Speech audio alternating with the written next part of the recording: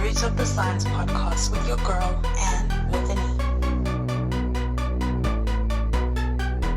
Hello, everyone, and welcome to another episode of the Roots of the Science podcast with your girl, Anne with an E. We are slowly moving on to our 30th episode, and if you want to start your own podcast, using Buzzsprout as your podcast host would be the best and easiest decision that you'll make.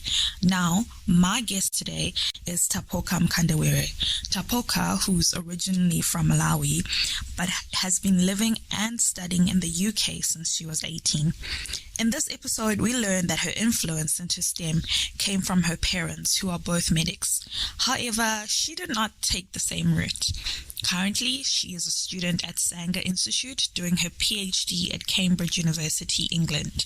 She is in the field of parasitology and molecular biology. Tapoka's research work is focused on the human gut, mainly interested in gut bacteria and whipworms. Lastly, in this episode, she opens up and shares a very emotive, honest, and real story about dealing with stress, of failures, and the hard feelings that all postgraduate students can relate to. This is a story that she shared at a Story Collider event that happened at Cambridge in June 2019. Story Collider gives scientists an opportunity to tell their stories about their life. It was amazing, and you have to give it a listen. Let's go.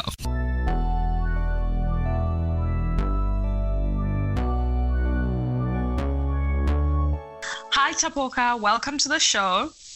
Hi, thanks for having me on. I'm so excited to chat with you and just to get to know you a little bit better.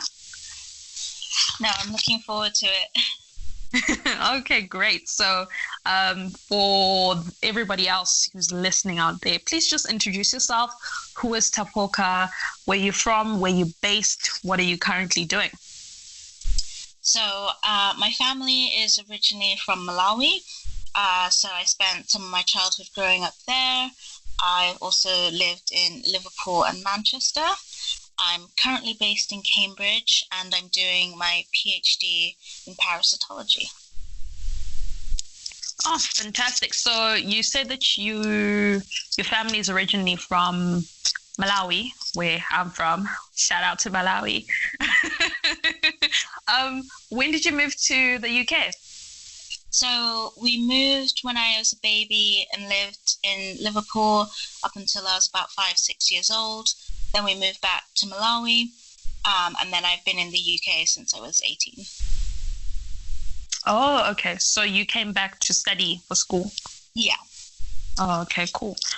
So, before we get into your science and what you do in the lab and whatnot, I'll just like to get to know you away from the science. So I know that you are a keen traveler, and you spent last year also investing in solo travel and, just gaining that experience. So what are some of the places that you visited, and which ones were your favorite?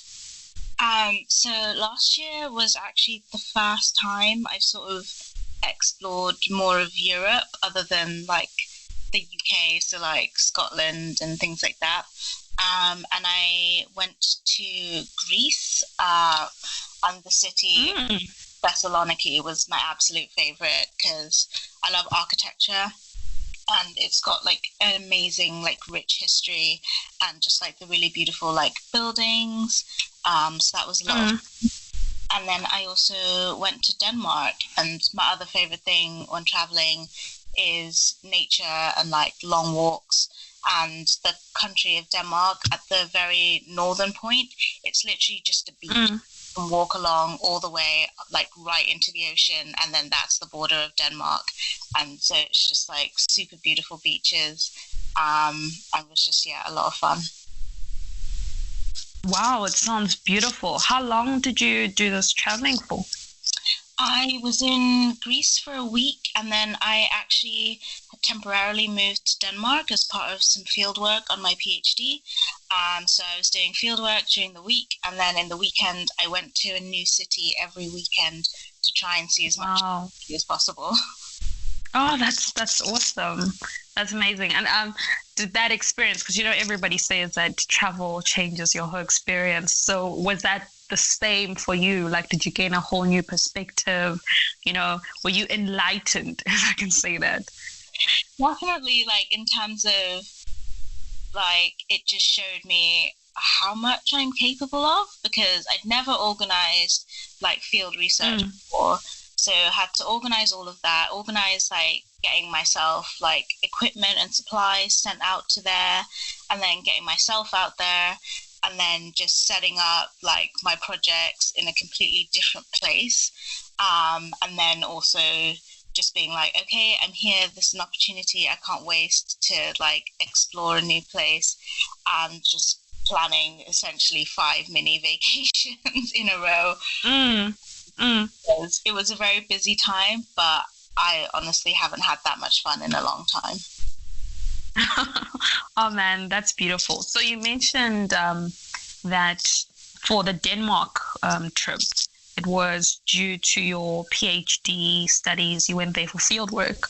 Yeah. So let's just go back, and can you just paint a picture for us on some of the influences that actually led you into this field of STEM? Because we're now gonna start from the beginning. Like, did you always know that this is something that you always wanted to do, or was it an influence of somebody close to you? So a bit of both. Like, both my parents are medics, so there was that influence.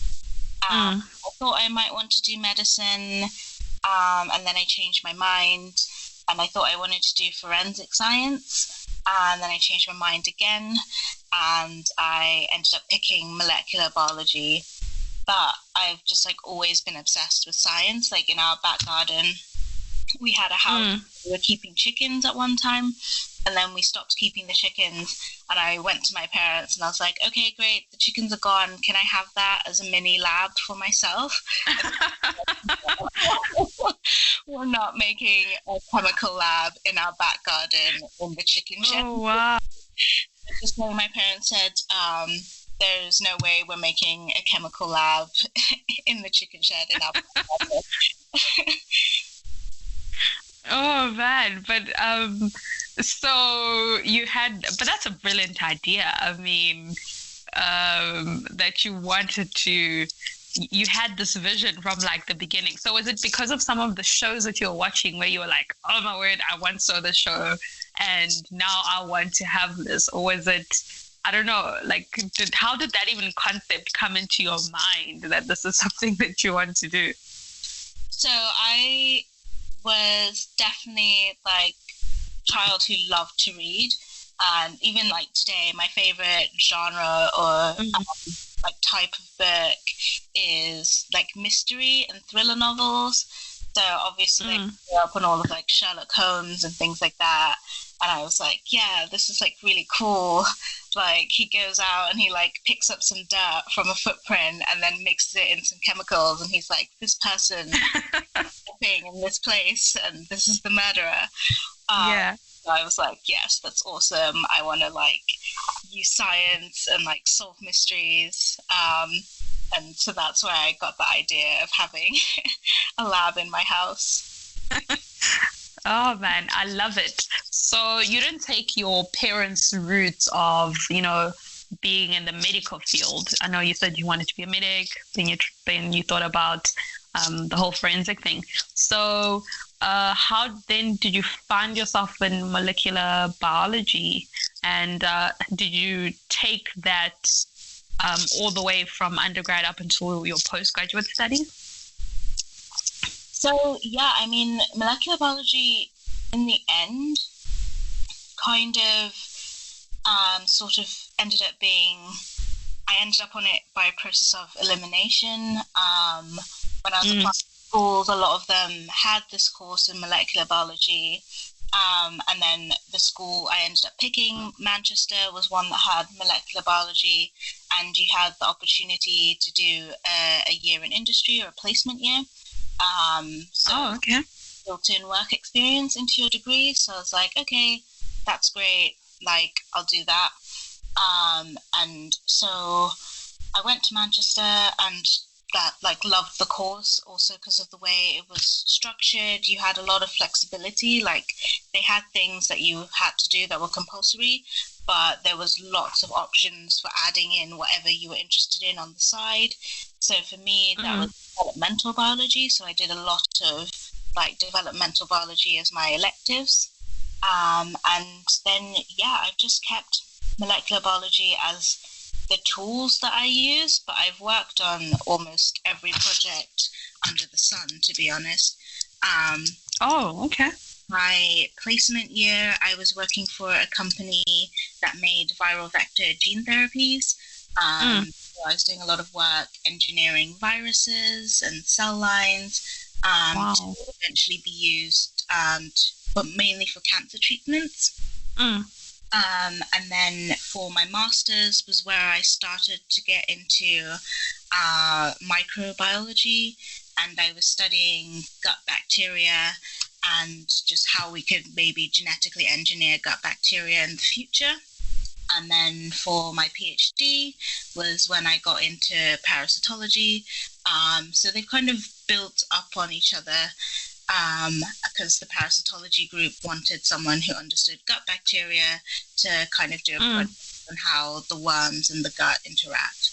So, yeah, I didn't really start out with any particular interest, and I don't know that I found that yet. But being a molecular biologist is an incredible starting point. You can essentially apply yourself to whatever interests you at the time. That's very interesting. So you mentioned that you did a little bit of industry work, the year placement. With that, did you have that inclination like, oh no, maybe I just want to stay in industry and I don't want to pursue my studies, I mean?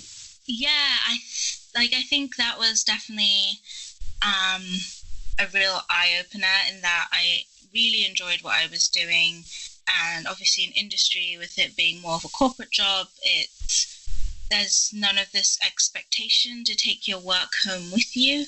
But I was enjoying it so much that I was like, oh, I don't mind staying that like extra hour in the evening. Like, that's fine. So that was eye-opening in that way, whereas like I enjoyed having the separation, like a really defined separation between work-life balance.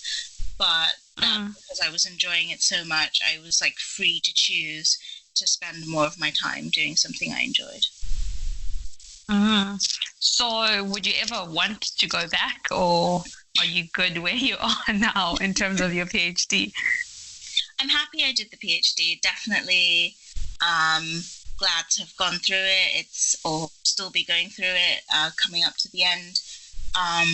It's a great learning experience, and it just opens so many doors to do things that you might miss out on. It's a unique experience to learn, to travel, to do so many things. So I'm definitely glad I did it.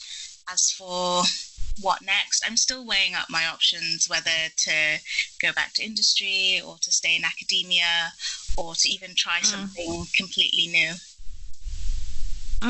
Well, you still have time. So, I mean, I don't want to put you on the spot to say, what are you going to do next? So rather, I'm just going to ask you about your PhD. We're going to stay in the moment now. And your research for your PhD, you mentioned briefly earlier, but I'm just going to remind everybody, your work is focused on the human gut, mainly interested in the gut bacteria and the whipworm. So just tell us more about this and how you got into this type of research. Yeah, so whipworm is one of the NTDs, so neglected tropical diseases. It infects mostly people across the tropics, but historically it was across the world. And so it infects a variety of animals and people, and I study it in mice, in pigs, and in humans. So I got into this because we don't know a lot about the worm's basic biology, like how it approaches infecting its hosts. We just sort of know the vague life cycle where the worms are in eggs that are in the environment and normally in like contaminating food and water sources. So people, animals then go and ingest these, and then the eggs hatch in the gut environment, and the worms leave the eggs and burrow into the lining of the intestine, and then they stay there, and you can have like a chronic infection for many, many years, which is another thing that makes this worm so cool, because in doing this, it has to hide from your immune system and tell the body that everything is okay, nothing to see here, don't worry.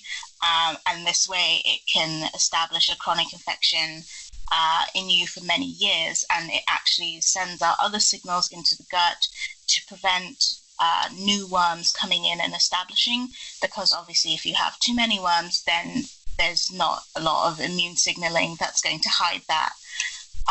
So it's a very fascinating creature. And so I want to understand about this process of hatching. So when the eggs go into the intestine, it's a very like finite process. It's really hard to get these eggs to hatch in any other way that doesn't like mimic the intestine. So for mice, it's great because we know specifically E. coli can induce these eggs to hatch. In pigs, we know a little bit better. So if you take sections of the intestines, like the small intestine, the large intestine, the stomach, you can only get hatching if you use fractions from the large intestine. And then in humans, we essentially know nothing. So that's kind of my end goal, is to take what I've learned in mice and in pigs and hopefully start applying that to some sort of human context. Wow, that's, like you said, that's so interesting. It's a little bit like when you explain it, it's a little bit like, ew, that's what happens in your stomach. It's a little bit gross, you know, but I think it's so important. No, like I just think like when you're explaining it, it was a very vivid explanation. So so you said you're trying to apply it to see what you've learned from these other animals and how it affects humans. And I know, you know, worms are actually something that in, I think, developing countries, a lot of people have a problem with that. Am I right? Yeah. No, that's correct. So your studies will help inform treatment of that? Yes, it's kind of two-pronged. I have two ideas of my PhD will produce.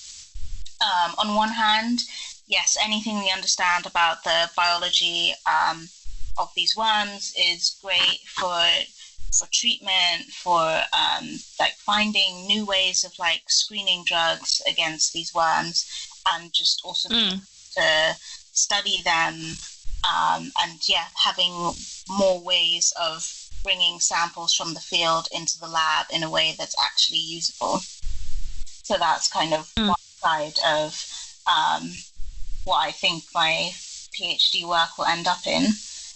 The other half is that because these worms are so good at manipulating our immune system, there's a lot of people now studying how to use worms as therapy for autoimmune diseases, so things like irritable bowel and Crohn's disease. People are doing infections with worms to try and see if we can basically help treat these other types of diseases. And so for that, you'd need a way to produce these worms in a very controlled and reproducible manner, which again requires you to understand how do they hatch, how do they grow. And so if you have this information, you can build models or production facilities for this other way of treating or using worms. Wow, that's so interesting. And I hope that you find the answers that you needed for both aspects of your for option 1 and 2. Now, you know, when I was preparing for this interview and I was looking at what she's studying, I realized that I did not actually take note of what actually happens in my gut. And with that vivid explanation that you got, I'm just like, whoa. And I think most people do not know, right? So I did a little bit of reading, and you may correct me if I'm wrong. So disclaimer, I read up that an imbalance of unhealthy and healthy microbes in the intestines may contribute to, like health effects such as your weight gain, high blood pressure, cholesterol, and other disorders. And this is so interesting, but yet most people don't realize that. So how can we, from what you know and what you've studied, how can we as people take better care of our gut, if I can say that, to kind of prevent some of these things. I don't know if it's a medical question, but yeah, if you can answer. Yes, the microbiome research is fun to be in because it's kind of at the very forefront of a newish field. With genetic sequencing, we're learning a lot more about the gut environment than we ever have before. So yeah, I think there's a lot of things we can't answer, but in terms of what we do know is maintaining a diverse diet, so eating foods from many different food groups, trying to avoid the high fat, high sugar types of food groups, and making sure you get in fiber and especially fermented foods. So things like yogurt or kimchi, like any of those type of pickled fermented foods are really great for helping a diverse range of bacteria grow in your gut, because that's the main thing that we could say is a healthy gut. If you have a diverse range of bacteria and you're not overfeeding one population over another. Wow, interesting. So I hope everybody who's listening takes note of that for the benefit of your health, because I really did not realize that there's such a strong connotation. Connotation or connection rather, with the two. So that was very interesting for me. So now, Tapoka, you are a PhD student. And I'm sure most people, when they think, oh my word, you're a PhD student, or when family and friends think of you, they think you are very, very smart, which I'm not saying that you are, you aren't. But, when people think a person is smart, they don't take into consideration some of their failures that might have happened along the journey to a PhD. And that's one of the things that I like to stress here as well, to just, as much as you are where you are, it wasn't easy. And I know you wrote a story and you performed at a local theater, something of a similar nature, explaining just this. So can you just please share that with us? I was very interested. Yes, no, absolutely. So I performed for this initiative called Story Collider, which gets scientists to tell their stories about life. Story colliders across the world in many cities. So yeah, it's a really fun experience if anyone is looking for something different to do with their time. And so this is the story that I performed in the Cambridge Story Collider in June last year. Okay. Would you like to share with us, or is it too long? No. Yeah, it's I think it should be about 7 minutes. Yeah. Great. No, you can go ahead. I'd love to hear it. Many years ago, a bookish and independent young lady, inspired by her collection of novels filled with tales of mystery and adventure, thought it would be cool to be a science detective. This vision stayed with me as I prepared to go to university, and it was then I realized that actually all scientists are detectives, trying to solve the mystery of life as we know it. Armed with this whole new world of possibility, I decided my mystery was biology, the microscope, my magnifying glass, and I set off to study molecular biology to understand at the smallest level what makes organisms tick. I arrived in Manchester fresh-faced and ready to take on my degree and begin this path to becoming the second Professor Mkandawire in my family. On day one, I stood outside my apartment about to set off for my first lectures, saying goodbye to Professor Number One, my father, as he prepared to make the long journey home. And I didn't cry. I walked to class and I assured myself, Tapoka is fine, Tapoka has got this. I thought my path was cut short at the end of my second year as I lay in bed crying because I discovered I'd failed an exam and was no longer eligible to apply for internships. Placement year was my shining beacon. It's why I chose to go to Manchester.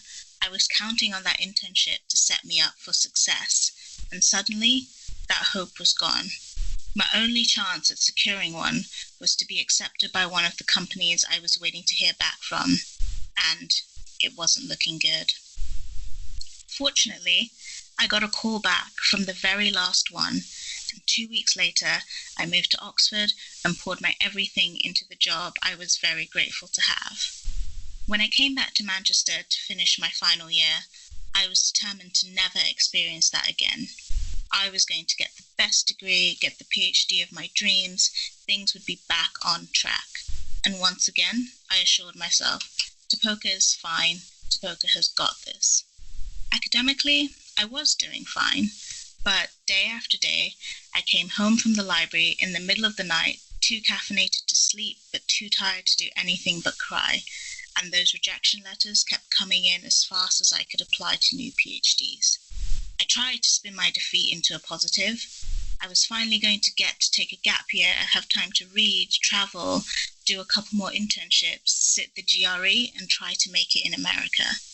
I had resigned to smile through the pain, but once again, at the last minute, I had the opportunity to move to Cambridge. I eventually did get onto a PhD, but new pressures and new demands gave me new things to beat myself up about. On one hand, my purpose fueled me and it looked like things were going well, but on the other hand, I had gotten hopelessly lost and it had begun to slowly break me down. Any scientist will tell you that the journey is not easy, and as I stumbled over hurdles through the years, that independent girl who told herself she was fine and she's got this was eaten away by the little voice inside my head that grew meaner and left me feeling weaker and, quite frankly, just plain old tired. I've come to learn sometimes giving up is a good thing, because in this place of exhaustion, too tired to beat myself up, too tired to fight and doubt any compliment or kind word, too tired to do anything really but survive, I had no choice but to listen.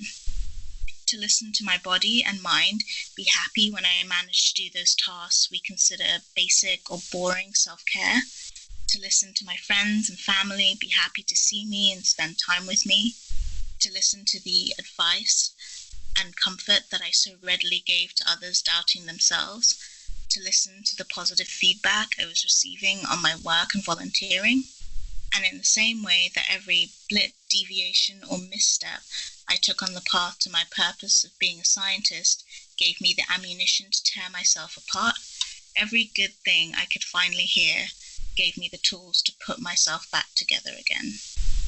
I'm very much a work in progress and will always be as the definition of who I am grows and changes. But I know this now. I'm more than a scientist. I'm the person with an odd but wicked sense of humor and a mischievous glint in her eye. I'm the homebody who potters around the kitchen pretending to be an alchemist of old, making delicious food and occasionally lethal cocktails. I'm someone people can rely on. I'm that ride or die friend. Of course, within reason and with sensible questions such as, where are we riding to? Do we need to bring snacks? Is it imperative that we die? Like anyone else in this room, I'm a complex and layered being, and there's no exhaustive list that could do any of us justice. But I know I'm going to take more time out of my day to come up with at least one good thing for this list, and when I can't, I'm going to listen to those around me who love and support me. in thinking about redefining my purpose, my mum reminded me that it turns out younger me had the keys all along. Mum would often find me just sat in the house, not really up to much, and when she would ask what I was doing, I would say, I'm a human being. Now, there is some truth to the angsty teenage mindfulness, shall we call it? My main purpose is in fact what it says on the tin.